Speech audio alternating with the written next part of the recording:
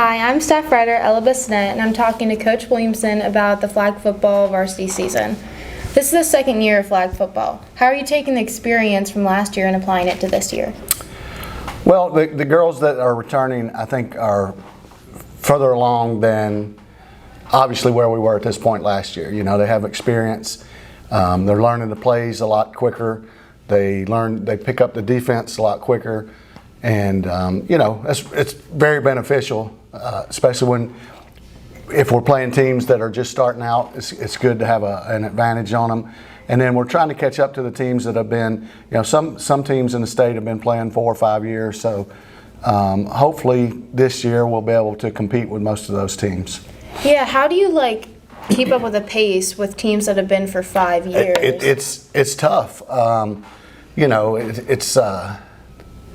they have that experience, and some of them been practicing all summer. They've been playing together 3 or 4 years, so it's tough. But we have a lot of real good athletes. You know, a lot of good female athletes here at Starrs Mill, and they're picking up quick. So they're, you know, on what we're trying to do. And although it is tough, we're up for the challenge. The girls are up for the challenge, and they're doing real well. What is it like coaching a brand new sport? What are some of the challenges? You know, it's field. You know, finding the field, that was good. You know, Coach Ratliff, you know, put us on the soccer field, so we have space.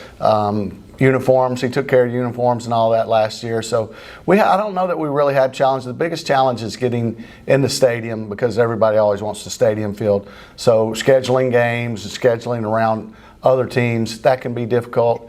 But as far as starting a program with the girls, it's great. Everybody's excited to be there. Everybody's loving trying something new. So I don't know that there's really challenges there.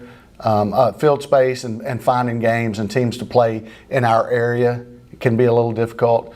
But other than that, it's no different than any other sport. As long as there's plenty of teams in the state, and every year we're getting more teams.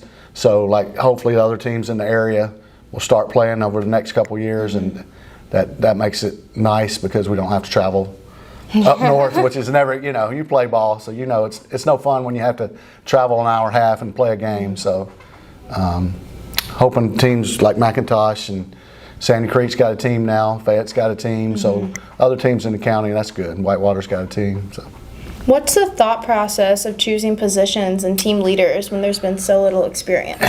Well, it comes down to, you know, work ethic, seeing what they can do. Obviously, athletic ability plays into that.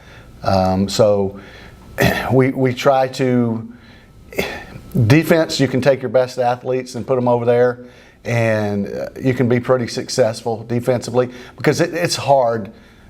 It's hard to move the ball and score touchdowns, you know, because it's a smaller field than a regular field, so you don't have as much room. But you know, offensively, you need to be fairly smart to run the offense. So that comes you may not have to be as athletic, but if you can remember the plays and you know where to be, how to run routes, and that sort of stuff, that's very beneficial for the offensive side of the ball. So we look at that more so. And then athletically, defense, if you're gifted athletically and you can run, you're probably going to be a pretty good defensive player. Got it. Okay, thank you.